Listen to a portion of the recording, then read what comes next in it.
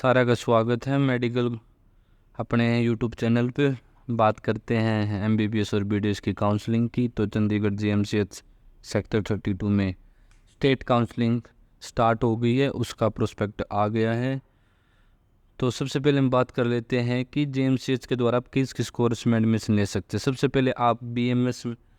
पहले आप एमबीबीएस में ले सकते हो, बीडीएस में ले सकते हो और बीएचएमएस में होम्योपैथी मेडिकल कॉलेज के द्वारा इस काउंसलिंग के द्वारा आप 3 में एडमिशन ले सकते हैं। ठीक है जी। एमबीबीएस के लिए गवर्नमेंट मेडिकल कॉलेज चंडीगढ़ जो सेक्टर 32 में वो कराता है, बीडीएस कॉलेज है वो पंजाब यूनिवर्सिटी के अंडर आता है और बीएचएमएस में the homeopathy medical college and hospital कराता है। ठीक है, तो मेन बात कर लेते हैं। जैसे कि मैंने बताया कि 3, ठीक है, तो 3 मेडिकल कोर्स कराता है। आपको सेपरेट फॉर्म भरने की कोई ज़रूरत नहीं है। With in the same form आप एक ही फॉर्म में मल्टीपल सेलेक्ट कोर्स कर सकते हो। मल्टीपल मीन्स अगर आपको तीनों का ही भरना है जिसके नंबर कम है तो आप एक ही फॉर्म के द्वारा तीनों कोर्स को अप्लाई कर सकते हो। कुछ एडिशनल फीस होंगी वो जब आप पे करोगे उस समय आपको पता लग जाएगा। तो इसका मतलब with in the same form आप एमबीबीएस बीडीएस के लिए अप्लाई कर सकते हो। अब फीस की बात कर लेते हैं। एससी कैटेगरी के लिए 1000 रुपये फीस है। ठीक है, और बैंक चार्जेज हैं, जो भी होगा आपको पता लग जाएगा जब आप भी प्रोसेस करोगे। जर्नल के लिए 2000 है। जैसे टू फॉरेन एनआरआई के लिए 14,000 एप्लीकेशन फीस इन्होंने रखी हुई है। अब एडमिशन शेड्यूल देख लेते हैं क्या है। देखो भाई, कल से स्टार्ट 9 तारीख से स्टार्ट हो गया है। आप कब तक भर सकते हो? डाटा अवेलेबिलिटी एप्लीकेशन 9 तारीख से लेकर 16 तारीख तक आप अपना एमबीबीएस बीडीएस या बीएचएमएस के लिए अप्लाई कर सकते हो। ठीक है, लास्ट डेट जो इसकी फ़ीस की है जो 10,000 और 2,000 जर्नल के लिए, उसकी लास्ट डेट 16 तारीख है। ठीक है, जो डिस्प्ले होएगा result display of the list provisional eligible candidate according to their category and list to deficient document डिस्पेरेंस। जो आपको 21 तारीख को आपको क्या पता लगेगा कि किस बच्चे की किसी डॉक्यूमेंट में अगर कमी है तो वेबसाइट पे आपको पता लग जाएगा। अगर किसी बच्चे की डॉक्यूमेंट्स में कमी है तो उसको एक दिन दिया जाएगा कि आप 22 तारीख को 3 बजे तक अपना डॉक्यूमेंट सबमिट करा सकते हो। ठीक है, अगर किसी चीज़ की कमी है तो फाइनल है ना, फाइनल लिस्ट कब आएगी? फाइनल लिस्ट संडे को आएगी। 24 तारीख को फाइनल लिस्ट आ जाएगी। तो काउंसलिंग का डे 24 तारीख के, इसके बाद आता है काउंसलिंग कब होगी। काउंसलिंग होगी एमबीबीएस के लिए काउंसलिंग होगी 28 तारीख को। ठीक है, एमबीबीएस के लिए इसमें यूटी पुल की होएगी, यूटी पुल के लिए होएगी। जर्नल पीडब्ल्यूडी सभी की उसी दिन होएगी और इसमें एनआरई की भी होगी। तो ठीक है, 29 तारीख को बीडीएस की होएगी। 9 से लेकर 1 बजे तक बीडीएस की होएगी। फिर 2 से 5 तक बीएचएमएस की काउंसलिंग होएगी। तो ये बोला कि वेन्यू कहने का मतलब कहाँ पे आना है? आपने आना है ओ ब्लॉक सराय बिल्डिंग गवर्नमेंट मेडिकल कॉलेज। अगर आपको पता कर रहे हो तो आप यहाँ पे नर्सिंग कॉलेज भी लिख सकते हो। नर्सिंग कॉलेज है ओ ब्लॉक सराय बिल्डिंग, नर्सिंग कॉलेज में आना आपने। नर्सिंग कॉलेज में वहाँ पे ऑडिटोरियम है, वहाँ पे आपको आना है। सेकंड काउंसलिंग यहाँ पे क्या होता है? सेकंड काउंसलिंग अगर फर्स्ट काउंसलिंग में सीट बच जाती है तो सेकंड काउंसलिंग तो ये नोटिफिकेशन कर देते हैं। ठीक है, ये बात होगी। अब हम आगे चलते हैं कि आपको जब आप अप्लाई करोगे तो कौन कौन से डॉक्यूमेंट, ये लिखा हुआ है कि applicable document at the time of filling of the application form online. सबसे पहले नीट का रिजल्ट, बिल्कुल नीट का रिजल्ट कार्ड रखेंगे। फिर जो मैट्रिकुलेशन मीन्स जो 10th पे जो डेट ऑफ बर्थ है ना वही भरनी है आपने, जो 10th पे डेट ऑफ बर्थ है। उसके पास passing certificate of 11th, passing certificate of 10th 11th और 12th। ठीक है, ये भरनी है। अप्लीकेबल कर जितने भी आपके पास सर्टिफिकेट, अगर आप हैंडीकैप्ड में तो आपको हैंडीकैप्ड का लगाना है। जो अगर आप यूटी पुल में हो तो आपको जर्नल में है तो जर्नल का लगाना है, इनकम का लगाना। सारे सर्टिफिकेट आपको जो मांगे वो देने होंगे। ठीक है, अच्छा जी, रिजर्व कैटेगरी सर्टिफिकेट भी देना, पर्सनल डब्ल्यूडी, ये सारे आपको ये चीज़ें आपको जब आप फिलिंग ऑफ चॉइस करोगे तो ये उस टाइम भरनी होंगी आपको। ठीक है, प्रोसीजर क्या है भाई आपका? प्रोसीजर सबसे पहले आप जीएमसीएच की साइट पे जाओ, एडमिशन में जाओ, वहाँ पे आप खोलोगे तो एडमिशन की आएगी, क्लिक कर दो एडमिशन पे। एप्लीकेशन आईडी है ना, जो application add register Gmail address account बनाओ जीमेल एड्रेस से, फिर दोबारा फिर कैंडिडेट लॉगिन पे करो, ठीक है। वहाँ पे फिर आपने जो एजुकेशनल क्वालिफिकेशन मांगा वो भर दो, कैंडिडेट सिलेक्टेड कोर्स आप किस किस में अप्लाई करना चाहते हो, आप तीनों में भी अप्लाई करना चाहते हो तो तीनों में कर सकते हो। MBBS में करना चाहते हो, BDS में भी करना चाहते हो, BHMS में भी करना चाहते हो, तो आप इसी एक ही फॉर्म से अप्लाई कर सकते हो। फ़ोटो का साइज लेस देन 50 KB होना चाहिए, कंडे अपलोड सर्टिफिकेट, ठीक है। जो जो मांगे हुए सारे आपने अप्लाई करने हैं। और ऑनलाइन फ़ी होगी, fee will be not be paid without entering about the means, सारी डिटेल भरोगे तभी ये फ़ी अलाउड होगी, ठीक है। ये बात याद रखना है। ये लिखा the candidate should bring separate set of online submit application form for each course applied for alone with self attested copy of, जो डॉक्यूमेंट है वो अलग अलग आपको लेके आने हैं।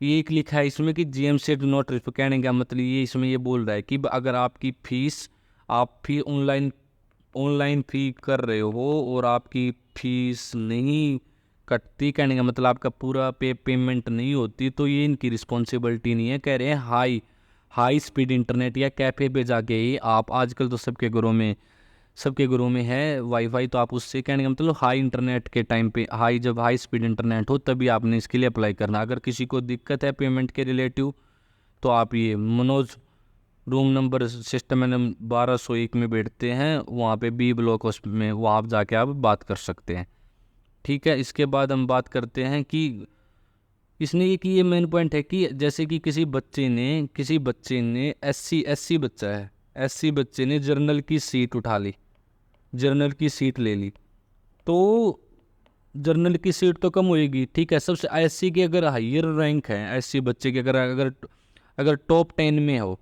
टॉप 1 ही है या टॉप 1 है, तो जर्नल की सीट उठा सकता है, ये तो शुरू से ही पता। लेकिन ये है कि उसको बेनिफिट है वो SC वाले ही मिलेंगे, ये नहीं है कि उसको जो बेनिफिट होंगे वो SC वाले ही मिलेंगे।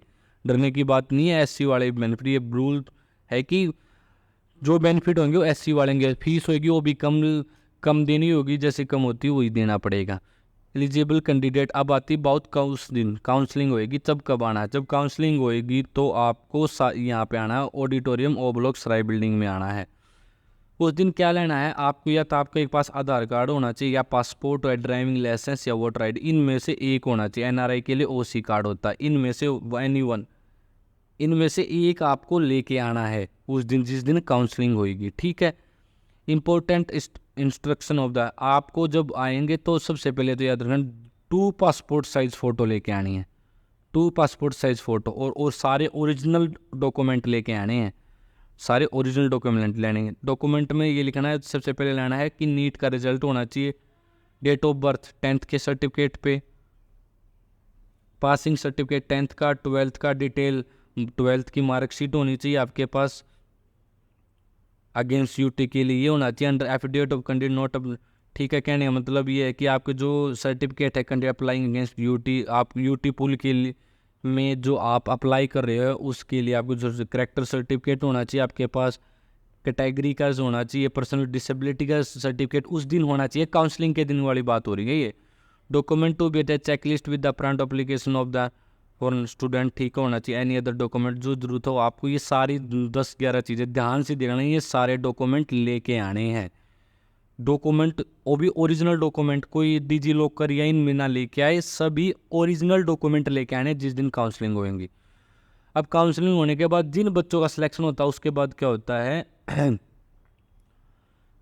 तो उसके बाद क्या होता है, selected candidate undergo the medical, उस दिन के बाद पता क्या होता है, तो जैसे ही आपका जैसे उस दिन काउंसलिंग, तो जैसे ही आपका एडमिशन हो गया, आपका नंबर आ गया, एडमिशन होने के बाद आपको एग्जामिनेशन, मेडिकल एग्जामिनेशन के लिए ले जा जाता है यहीं पे GMC सेक्टर 32 में ही मेडिकल एग्जामिनेशन होता है, सेक्टर 32 में ही उसी दिन होता है, सेम डेट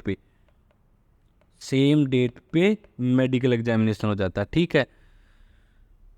इसमें लिखा कि आप अगर उस दिन जब आप मेडिकली फिट होगी तब भी आप एडमिशन के लिए self be guaranteed for admission के लिए, इतना डरने की कोई बात नहीं, इतनी कुछ नहीं होता। ब्लड सैम्पलिंग होती है और एक्सरे, ये सारी चीज़ें होती हैं उस दिन होती हैं। हाँ, फिजिकल अपीयरेंस, जैसे अदर ये चीज़ है कि अदर जैसे कोदर मेडिकल में आपको पहले सीट अलॉट हो जाती है काउंसलिंग वाले दिन, बट यहाँ पे आप आओगे जिस दिन काउंसलिंग होएगी उस दिन आपको फिजिकली अपीयरेंस होना पड़ेगा, फिजिकली अपीयरेंस होना पड़ेगा, ठीक है। फिजिकली अपीयरेंस मीन्स आपको आना पड़ेगा, तब ही काउंसलिंग में फिजिकल अपीयरेंस होना ज़रूरी है। उसके बाद यहाँ आके ही आपको सीट अलॉट होती है। अदर स्टेट में क्या होता है, बहुत सारे मेडिकल कॉलेज हैं, तो पहले ही वेबसाइट पे आपको पता लग जाता है कि आपको कौन सा कॉलेज मिला, उस कॉलेज में जाना है। नहीं, जेएमसीएच में ऐसा होता है कि यहाँ आके ही आपको सीट अलॉट होती है।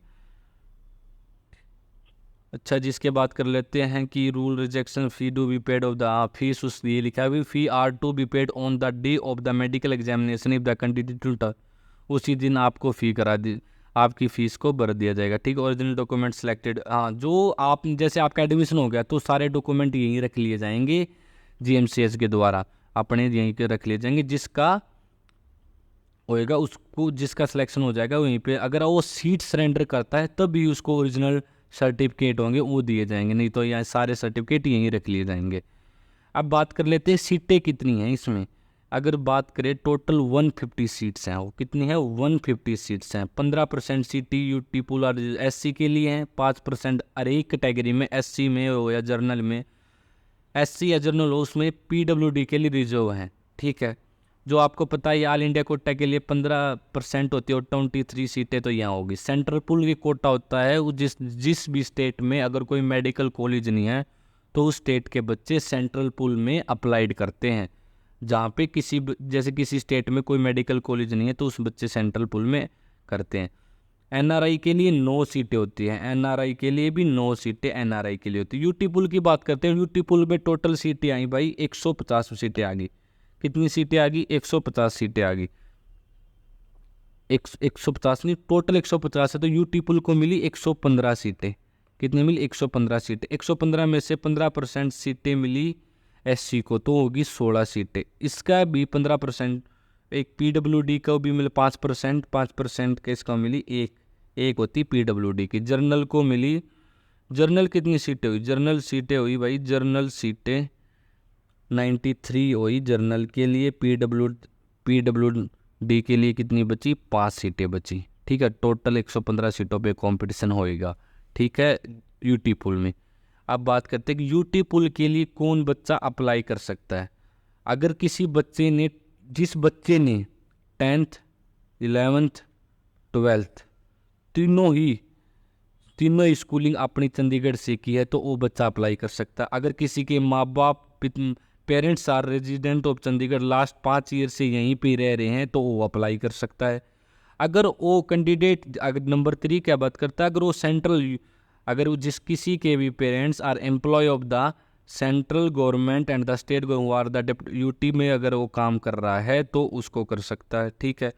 और ठीक है, और उस एक ये हो रहा है कि ठीक है, ये हो गया इंक्लूडिंग द, अगर जैसे एक हो रहा है including the government employ Chandigarh administrative employ working in, किसी कंपनी में काम कर रहा है और उसका 20% शेयर होता है जो चंडीगढ़ एडमिनिस्ट्रेशन का, वो बच्चा भी यहाँ पे अप्लाई कर सकता है। और जो डिफेंस सर्विस, डिफेंस पर्सन है, सर्विस ऑन रिकॉर्ड ना eight the time of entry of the defence service Chandigarh होना चाहिए। जैसे किसी के पिताजी हैं नेवी में लग गए, जैसे नेवी में लग गए, तब नेवी में लगी ना तो उसका एड्रेस परमानेंट जो पीआर है वो चंडीगढ़ की होनी चाहिए, वही बच्चा अप्लाई कर सकता है यूटी पुल में, ये भी एक क्राइटेरिया, ठीक है। अच्छा जी, अब ठीक है, अब फीस की बात कर लेते हैं। जर्नल कैटेगरी की फ़ीस से जो जिसका एडमिशन होगा उसकी पर ईयर 24,979 है, ठीक है। और एससी की कितनी है, 19,889 है, ये इसकी पर एनम है, ठीक है। पर एक साल की फ़ीस इसकी इतनी है। अदर एनआरआई के लिए अलग है, ठीक है। अगर हम बात करें कट ऑफ की, पिछले साल जो कट ऑफ, अगर हम लास्ट में बात कर लेते हैं कट ऑफ की, तो कोई कट ऑफ की बात कर लेते हैं।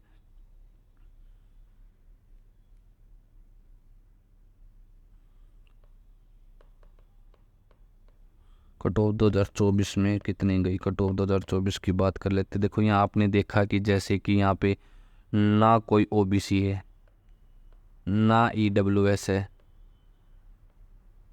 ना एसटी है, ठीक है, कोई भी कोटा नहीं है इनमें से। तो यहाँ पे कौन कौन से, यहाँ पे खाली जर्नल और कौन सा है, एसटी, जनरल एससी कोटा है, ठीक है, जनरल एससी कोटा है। जनरल की cut off last second round के बाद सारी सीटें फुल हो गई थी तो 598 गई थी। एससी की कट ऑफ की बात करते हैं तो एससी की कट ऑफ 374 गई थी आफ्टर सेकंड राउंड।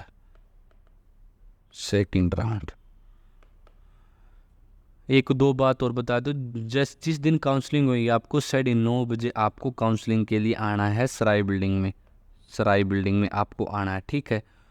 अगर आप लेट हो जाते हो तो अगर उस टाइम अगर आप चाहे आपकी रैंक 1 है बट आप आए हो 2 बजे, उस टाइम तक अगर सीट बची होंगी तो आपको तभी सीट मिलेगी, अगर नहीं है तो नो सीट है तो आपको सीट नहीं मिलेगी, याद रखना। इसलिए आपको टाइम पे आना है, टाइम पे पहुंच जाना है, ठीक है। ये बातें आपको ध्यान रखनी है। Thank you so much.